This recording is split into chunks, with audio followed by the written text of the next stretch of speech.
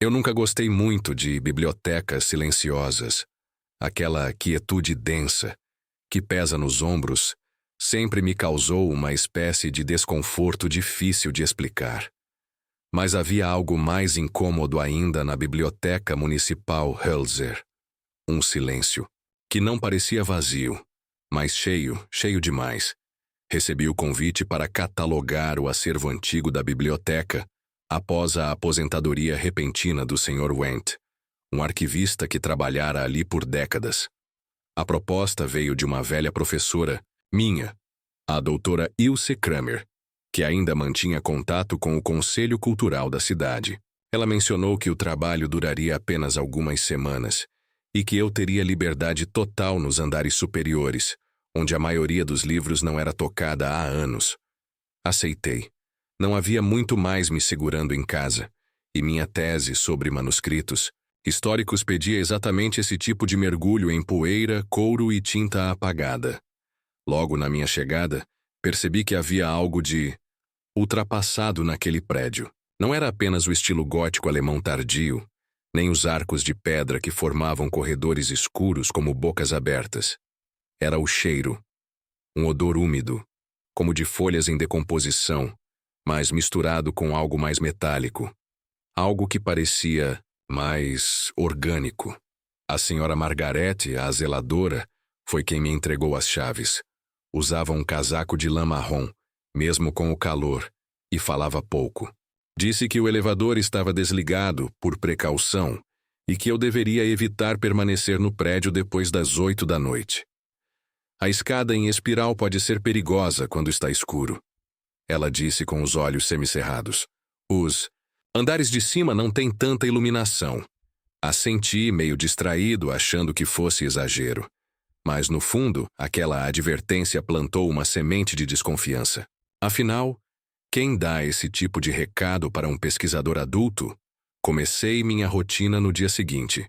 Catalogar, anotar, fotografar, limpar com cuidado, empilhar. A escada em espiral ficava no centro do salão principal, escondida atrás de uma divisória de madeira entalhada com figuras bíblicas. Era estreita e rangia com o menor toque. Havia 5 andares acessíveis, cada um mais escuro que o anterior. No quinto, o silêncio era quase agressivo. Na primeira semana, trabalhei normalmente. Mas algumas coisas começaram a me incomodar. Livros, fora de ordem. Páginas arrancadas que eu tinha certeza de não ter arrancado. Uma marca de mão empoeirada no corrimão da escada no 4º andar. Sempre fresca, mesmo depois de eu limpar. E então, na sexta-feira à noite, ouvi os passos. Eu estava no 3º andar, analisando uma edição de 1892 do Malleus Maleficarum, quando algo metálico ecoou. Um tilintar, como se alguém subisse a escada em espiral.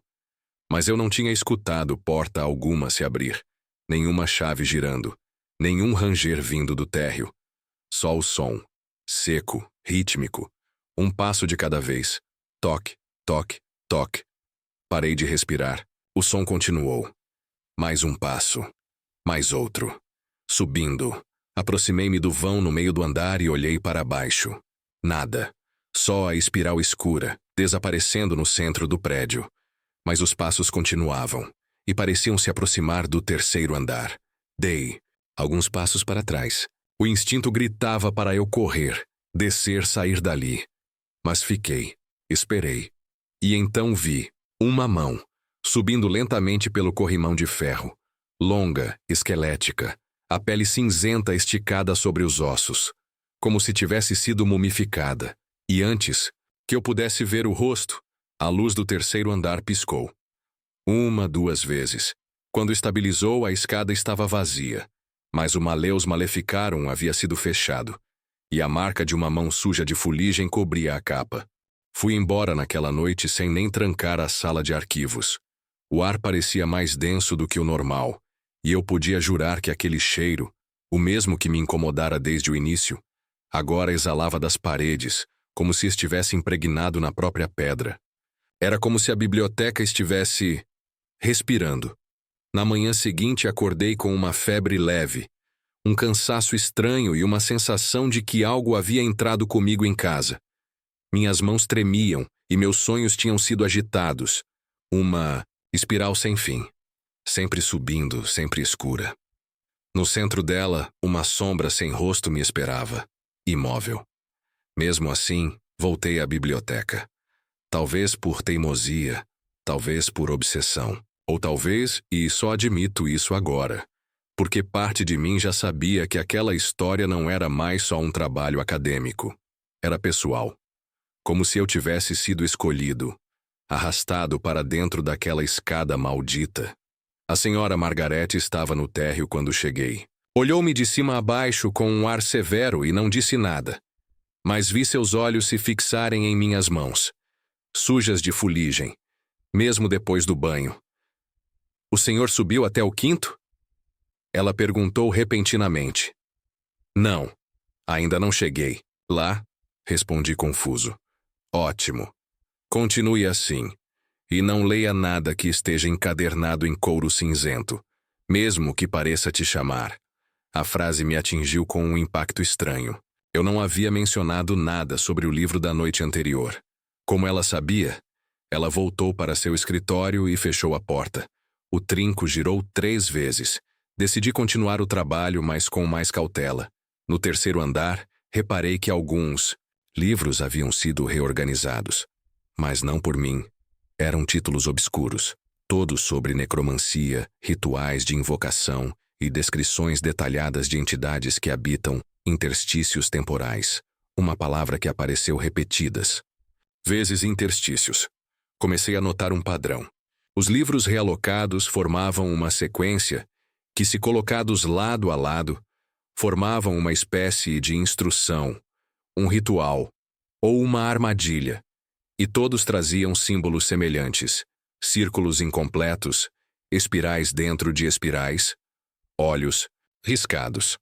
Naquele dia, pela primeira vez, senti como se estivesse sendo observado o tempo inteiro.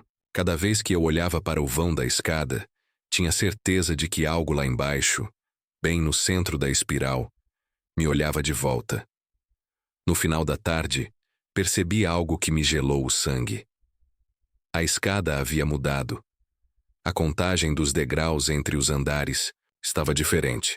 Entre o terceiro e o quarto, onde antes havia 23 degraus, agora eram 32. E ao tentar descer novamente eram apenas 18.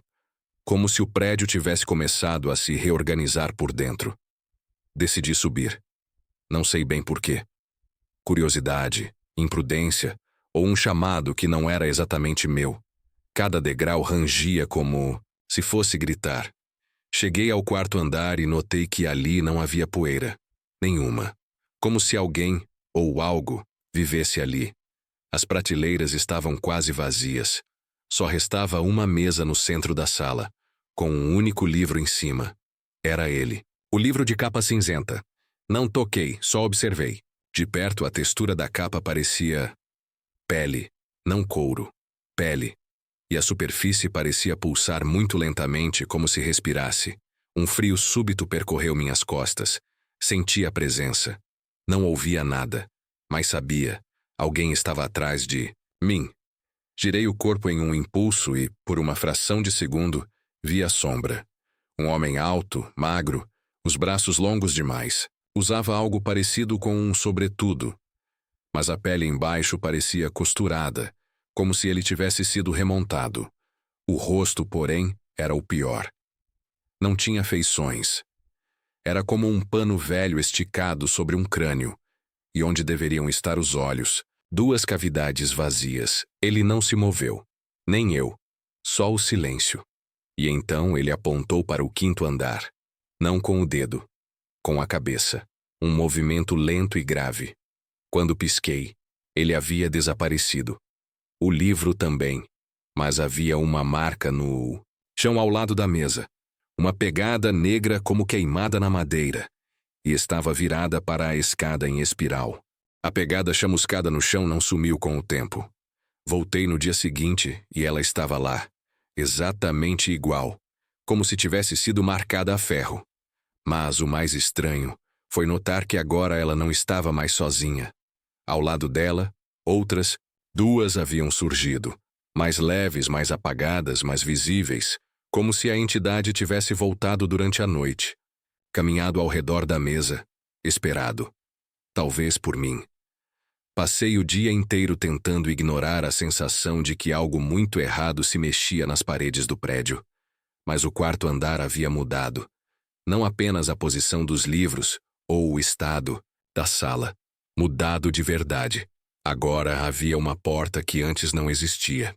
Uma de madeira antiga, trancada com uma fechadura de ferro forjado. E ao lado da porta, pintado grosseiramente na parede, um símbolo em espiral, feito com o que parecia ser sangue seco. Aquela noite foi a primeira vez que sonhei com ele subindo a escada. Em silêncio, sem pressa, passo por passo.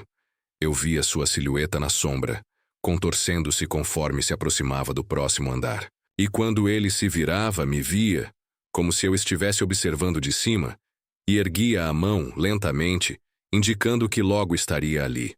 Acordei gritando. Estava de volta à biblioteca antes mesmo do amanhecer. A senhora Margarete não estava lá. Na verdade, naquele dia, ninguém apareceu. As luzes do andar térreo estavam acesas, mas todo o resto estava mergulhado numa penumbra estranha. Como se as lâmpadas falhassem só nos andares superiores. Subi mesmo assim. Com cada passo, o ar parecia mais denso. Comecei a ouvir um som que não identifiquei de imediato. Um tic-tac, mas não vinha de relógio algum. Vinha das paredes, como se algo andasse dentro delas, ou como se as vigas de madeira estivessem marcando o tempo de outra coisa.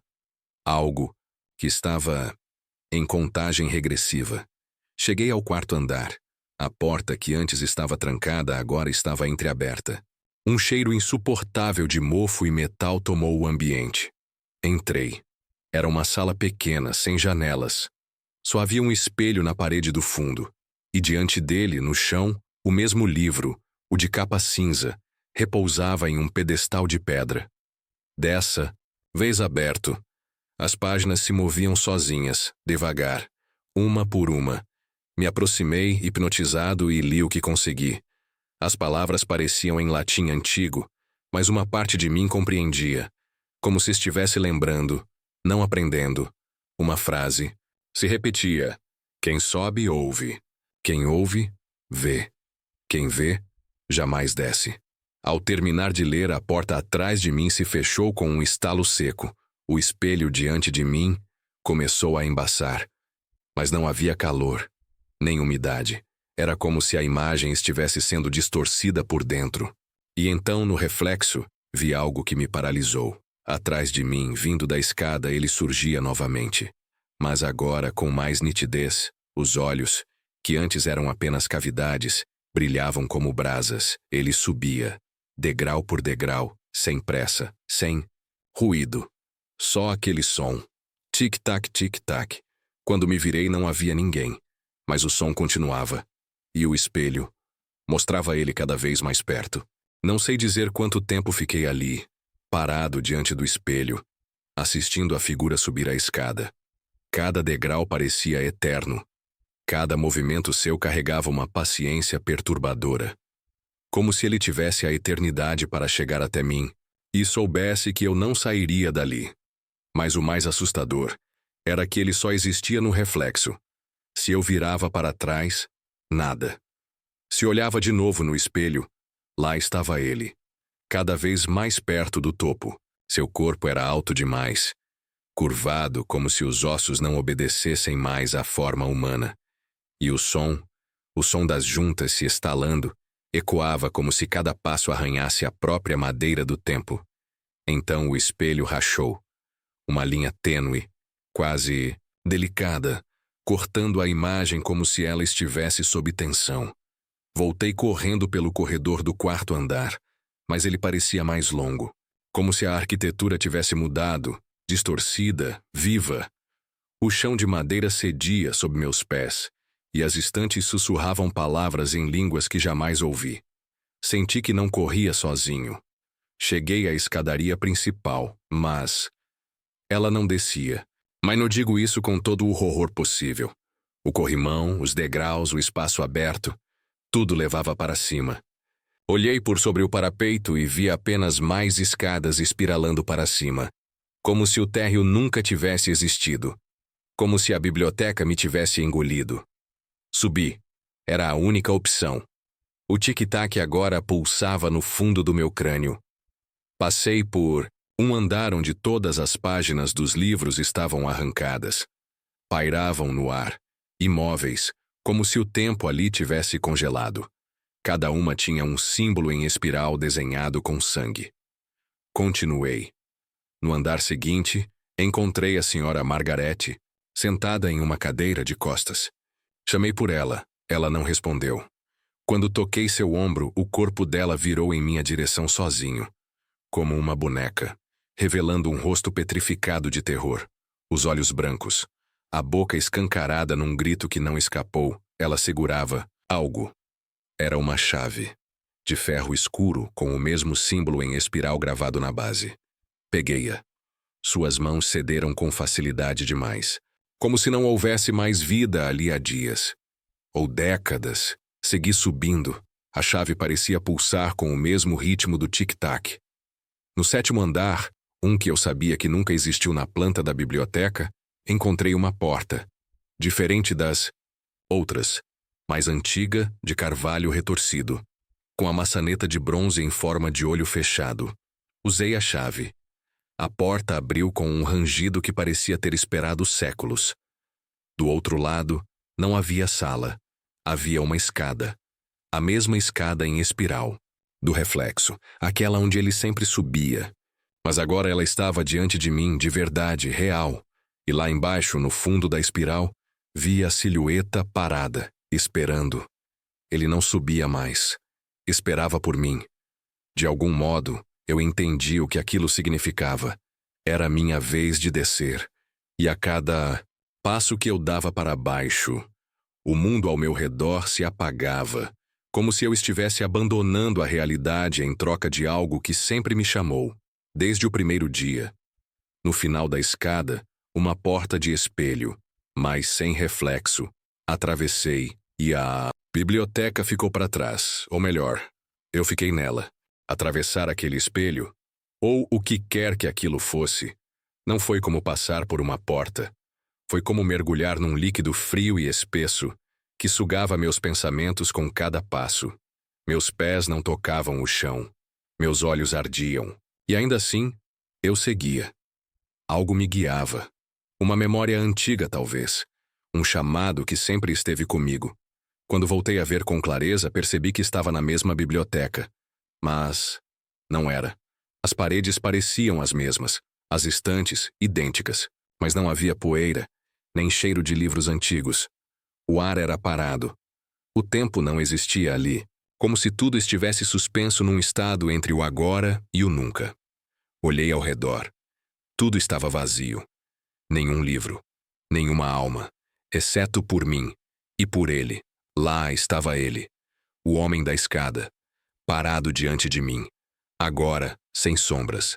Agora, visível, alto, demais. Rosto coberto por uma pele fina e translúcida. Os olhos eram como espelhos quebrados, refletindo versões distorcidas de mim mesmo. Ele estendeu a mão.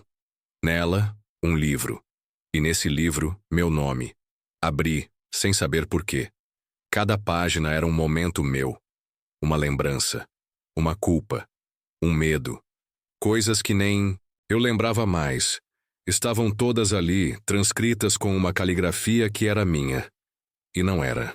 Nas últimas páginas vi as palavras que acabara de viver. O espelho, a escada, a chave. E então, as páginas seguintes estavam em branco. Era minha vez de escrever. O homem da escada desapareceu como fumaça. Fiquei sozinho com o livro e a biblioteca ao meu redor. Cada pensamento que eu tinha surgia escrito nas páginas. Cada batida do meu coração virava uma frase nova. E então compreendi. Eu não estava mais vivendo. Eu estava sendo escrito. Pela biblioteca, pela escada, pelo espelho, por ele ou talvez por mim mesmo. Sou o novo guardião da escada agora, ou talvez sempre tenha sido.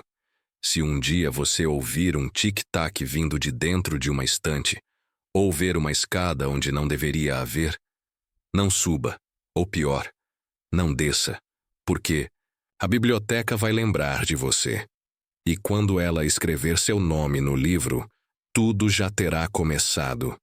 E você não vai mais encontrar o reflexo no espelho, porque ele já estará subindo. Por você.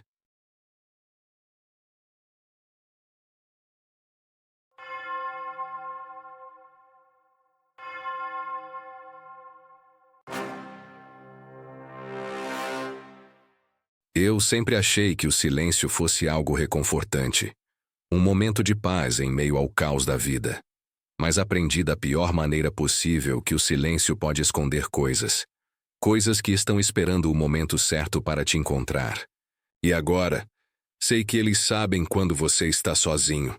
Tudo começou em uma noite aparentemente normal, quando decidi passar algumas horas sozinho em casa para terminar um trabalho importante. Eu estava cansado, mas determinado a não procrastinar mais.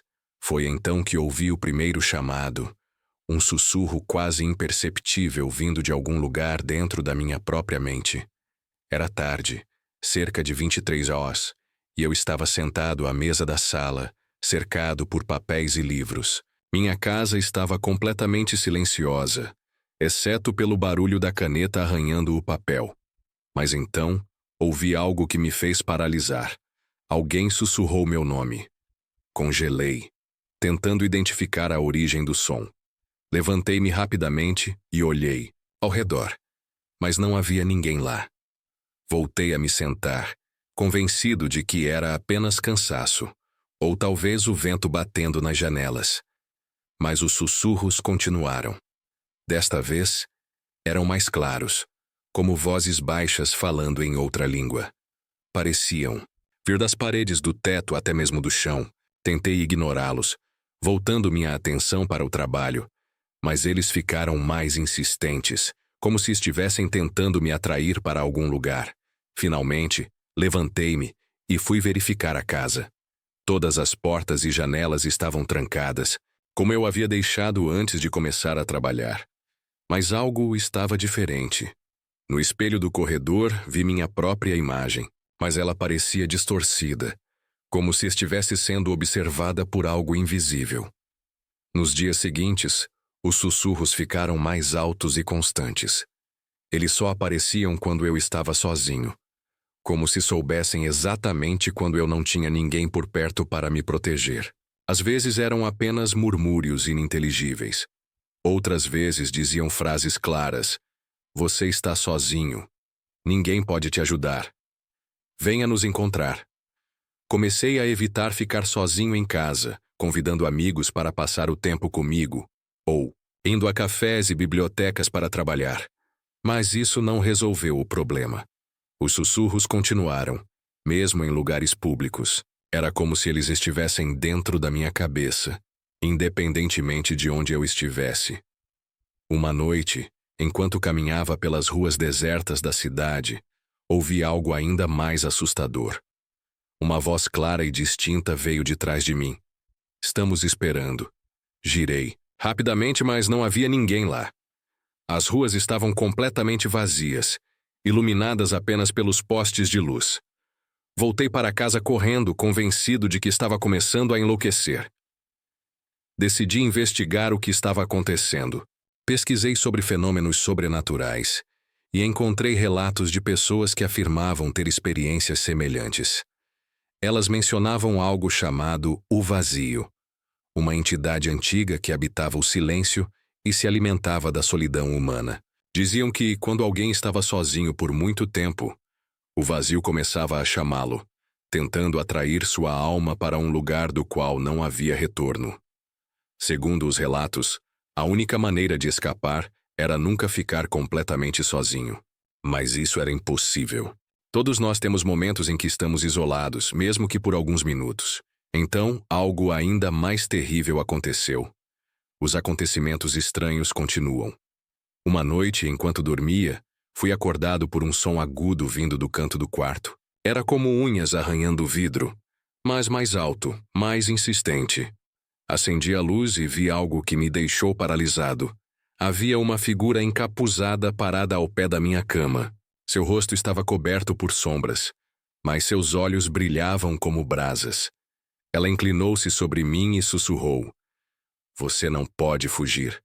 Antes que pudesse reagir, ela desapareceu, deixando apenas um frio intenso no ar.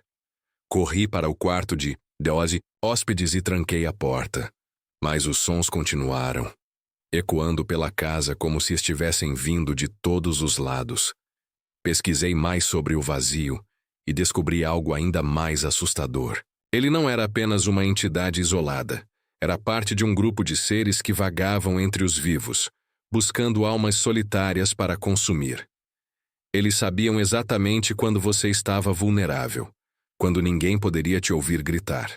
Finalmente, encontrei uma maneira de detê-los. Um ritual antigo exigia que eu criasse um elo humano, uma conexão física com outra pessoa durante o momento em que o vazio tentasse me levar. Isso significava que eu precisaria de alguém confiável ao meu lado, disposto a enfrentar o desconhecido comigo. Chamei minha melhor amiga, Clara, para me ajudar. Expliquei tudo o que estava acontecendo, e embora ela estivesse assustada, concordou em ficar comigo. Preparamos o ritual, seguindo instruções encontradas em um livro antigo. Desenhamos símbolos de proteção no chão e acendemos velas em um círculo ao nosso redor. À meia-noite, os sussurros começaram novamente. Desta vez, eram mais altos, mais agressivos. As figuras encapuzadas surgiram ao redor do círculo, tentando atravessar as barreiras de luz. Clara segurou minha mão com força e repetimos as palavras do ritual. "Vocês não podem nos tocar. Estamos juntos." As figuras gritaram, suas formas distorcidas tremendo como fumaça. Elas começaram a se dissolver, mas então algo terrível aconteceu. Uma das figuras conseguiu atravessar o círculo e agarrou Clara. Ela gritou, tentando se soltar, mas a entidade a puxou para fora do círculo. Corri para ajudá-la, mas era tarde demais. Clara desapareceu na escuridão, deixando apenas um eco distante de sua voz chamando meu nome. Desde aquela noite, sei que o vazio ainda está lá, esperando. Ele sabe que estou sozinho novamente. Às vezes, ouço os sussurros de Clara, como se ela estivesse tentando me avisar. Outras vezes vejo as figuras encapuzadas nas sombras, observando-me como predadores. Se você sentir algo chamando seu nome no silêncio, não ignore. Não importa o quão curioso você seja, não importa o quão seguro você se sinta, eles sabem quando você está sozinho.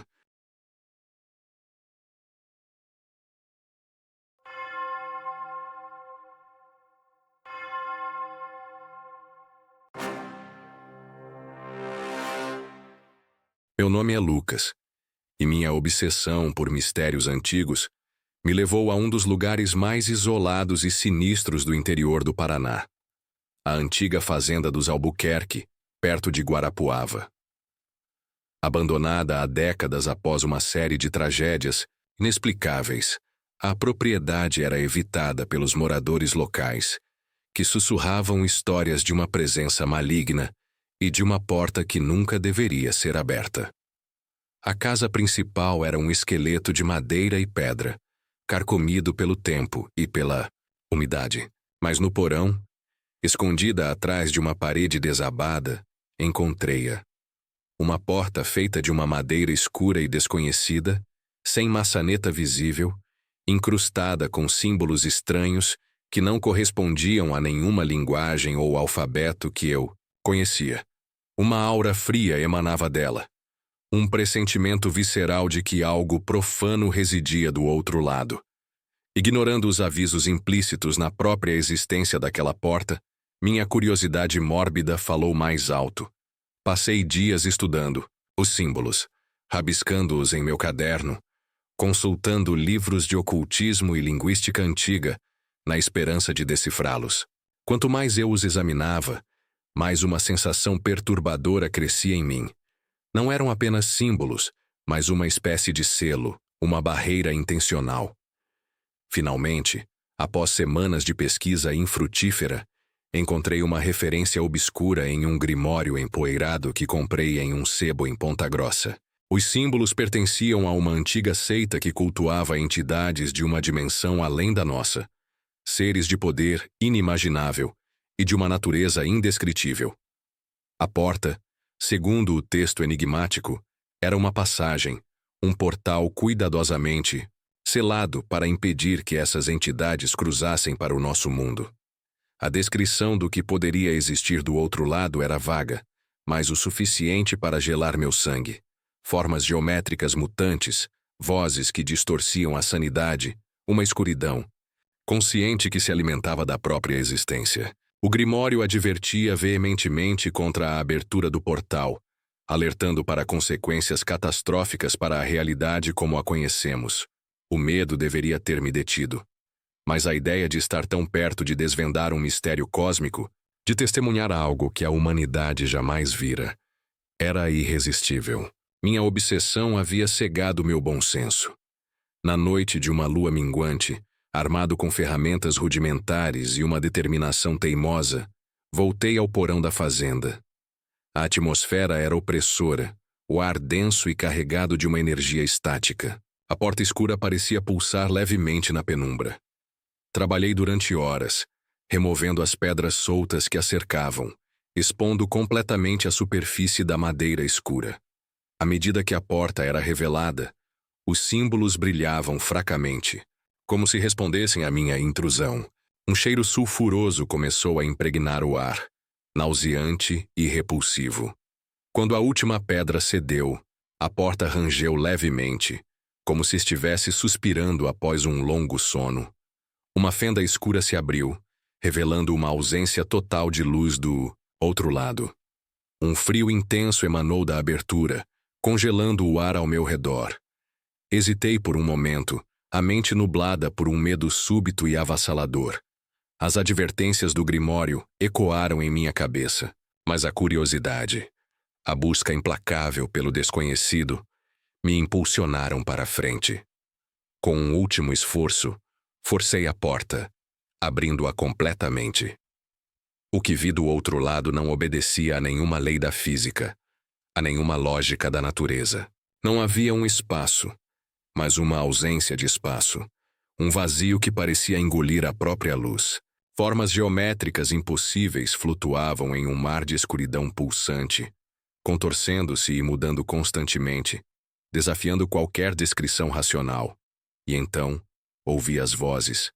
Não eram vozes humanas, mas um coro dissonante de sons guturais, cliques metálicos e sussurros que pareciam arranhar a própria estrutura da minha mente. As vozes não formavam palavras compreensíveis, mas transmitiam uma sensação de fome insaciável, de malevolência cósmica. Uma das formas geométricas se aproximou da abertura, estendendo apêndices angulares que não deveriam existir. Senti uma pressão mental intensa, como se algo estivesse tentando sondar meus pensamentos, invadir minha consciência. O terror me paralisou.